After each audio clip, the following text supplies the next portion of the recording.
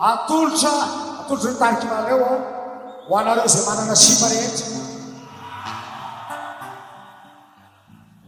azabilo fa tsy moramora io hoe eno tsara ny tomboty a nareo izay miseho mifankaty rehetra zay a aiskoba miadiso zao indrano ifo nefakiza azabelaiho taovieka ny babo akata ainizy nahatuga iny adi rehefa makata pamela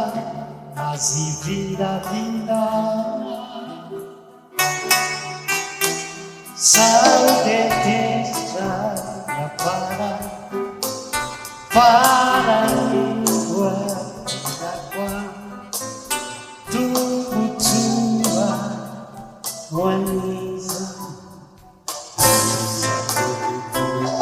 tisiapati sijari Ratuva manecite sana cici faremu faratu sami sure japakiti japaere ramutari trinana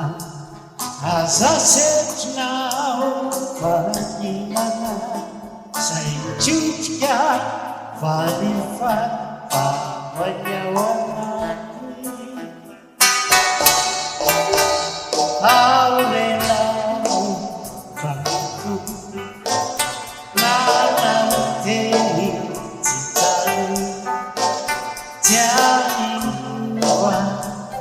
mariu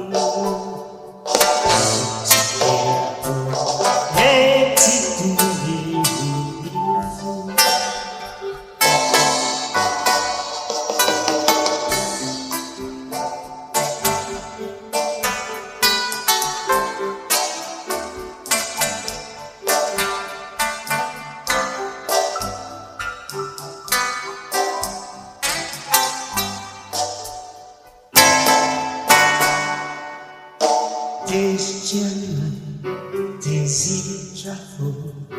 tsy aintsony hoenao mimondrotra totrovomo tampitampi zavapo inako nainajate totsitarokwako zay ose